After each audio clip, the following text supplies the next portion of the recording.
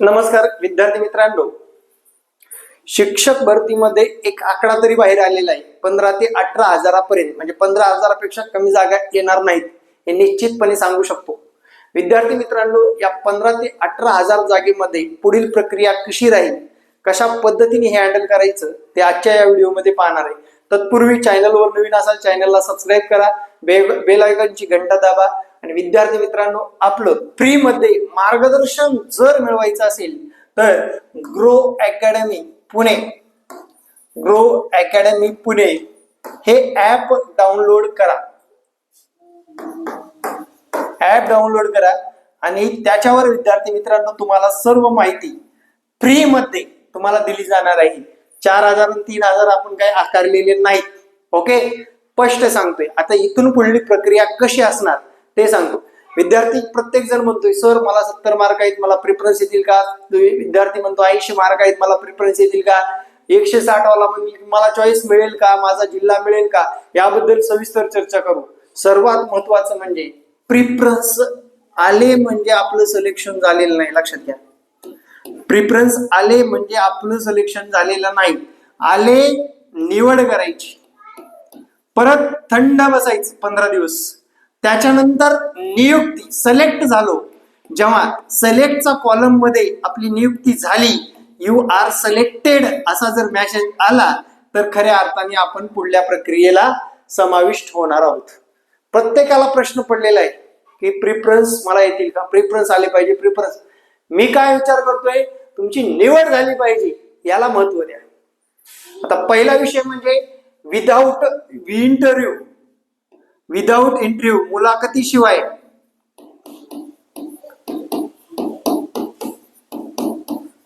मुलाखतीशिवाय तुमच्याकडे पर्याय असणार आहेत 100 आणि मुलाखतच तुमच्याकडे पर्याय असणार आहेत 50. यस. आता याचा 100चा कुणाला फायदा होतो?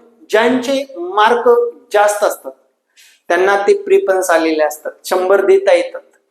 म्हणजे फॉर एक्झाम्पल विदाउट इंटरव्ह्यू तुमच्या मार्काच्या रेंजवर ठरत असतात. लक्षात घ्या, तुमच्या मार्काच्या रेंजवर. आणि याच्यामध्ये ज्याला चांगले मार्क आहेत TIT एक्झामला, ज्याचा विषय चांगला आहे, विषयाच्या जागा चांगल्या आहेत, त्याचं मेरिट त्या पद्धतीने खाली आलेलं दिसून येतं. म्हणजे ते प्रिफरन्स पाठवतात, आपल्याला सिलेक्ट करायचे, सिलेक्ट करून थंड बसायचे आणि त्यानंतर आपल्या हातात नियुक्ती पत्र येणार आहे. ओके, म्हणजेच काही लोकांना वाटतं मला चांगले मार्क आहेत, मला माझा स्वतःचा जिल्हा हवाय, दुसऱ्या जिल्ह्यात मी जाऊ शकत नाही किंवा जाणार नाही कारण मला चांगले मार्क आहेत. विद्यार्थी मित्रांनो, कम्प्युटराइज्ड असेल त्या एखाद्या जिल्ह्यामध्ये 2च विद्यार्थी आहेत, समजा 2च विद्यार्थ्यांमध्ये कंपॅरिझन करू. एकाला 180 मार्क आहेत आणि एकाला 161 मार्क आहेत. दोघांची SCBC कास्ट आहे. बघा, उदाहरणादाखल सांगतोय, दोघांचा प्रिफरन्स हा पहिला सेम आहे. पहिला हा प्रिफरन्स समजा नांदेडचा प्रिफरन्स आहे आणि तो दोघांच्याही याच्यात सेम आहे. बरोबर, यांनी पण 1 नंबरच दिलाय त्याला आणि या दुसऱ्या यांनी सुद्धा 1 नंबर दिलाय. सिलेक्शन कुणाचं होईल रे? यावाल्यांचं होईल. लक्षात घ्या, जर समजा यांनी लातूर हा प्रिफरन्स पहिल्या नंबरला दिलाय, नांदेड हा यांनी पहिल्या नंबरला दिलाय, या B नंबरच्याने नांदेड हा पहिला, 100 दुसऱ्या नंबरला नांदेड ठेवलाय त्याने, नांदेड दुसऱ्या नंबरला ठेवले. बरं का, लक्षात घ्या, त्याला प्रिफरन्स सारखे झाले दोघांना. एकाने लातूर, जास्त मार्कवाल्याने लातूर ठेवलाय 1 नंबरला आणि कमी मार्कवाल्याने लातूर ठेवलाय 1 नंबरला. ओके, 2 नंबरला. ठीक आहे, नांदेड ठेवलाय 1 नंबरला.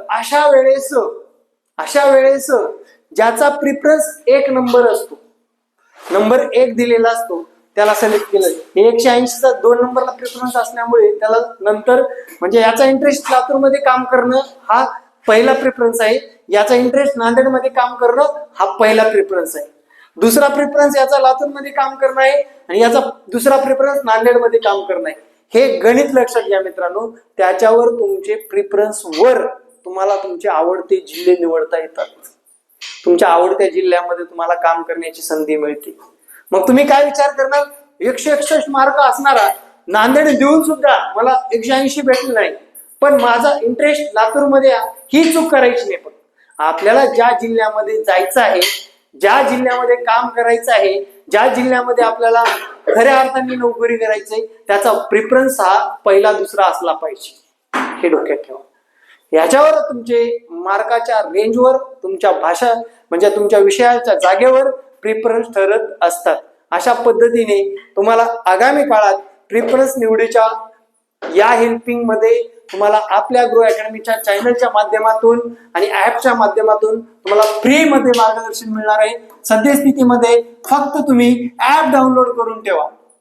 ऍप डाउनलोड करून सदस्य व्हा. फक्त काय करा, ऍप डाउनलोड करून सदस्य व्हा. तुम्हाला योग्य मार्गदर्शन सुद्धा मिळणार आहे. मी स्वतः डॉक्युमेंट व्हेरिफिकेशनला हजर होतो, स्वतः हातात डॉक्युमेंट व्हेरीफाईड केलेले आहेत, स्वतःच्या नात्यात केलेले आहेत. मी परत परत सांगतोय, उगाच व्हिडिओ बनवून काहीतरी आम्ही तुम्हाला देऊ, मुलाखतीला आम्ही मदत करू. मुलाखती सुद्धा 5 मुलाखती अटेंड केल्या स्वतः हजर राहून. काय विचारलं जातं फार सगळे बारकावे लक्षात घेतलेले आहेत. त्यामुळे तुम्हाला इतर कुठे जाण्यापेक्षा आपल्या चॅनलच्या माध्यमातून वेळोवेळी मार्गदर्शन मिळणार आहे. त्यासाठी आपल्या चॅनलला सबस्क्राईब करा, ऍप डाउनलोड करा, आपल्या ऍपची सदस्य व्हा आणि विद्यार्थी मित्रांनो, या भरतीमध्ये आपलं उज्ज्वल भविष्य निर्माण करा. जय महाराष्ट्र. व्हिडिओ कसा वाटला कमेंट करायला विसरू नका. आणि प्रेफरन्सच्या बाबतीत अजून मला कृपया करून फोन करून म्हणू नका की 80 आहेत, मला काहीतरी होईल का, माझं काहीतरी होईल का, असं म्हणू नका. विषय काय, अजून जागा डिक्लेअर झाल्यात, कोणत्या विषयाला कशा जागा येतात त्याच्यावर अवलंबून आहेत. जय महाराष्ट्र. धन्यवाद.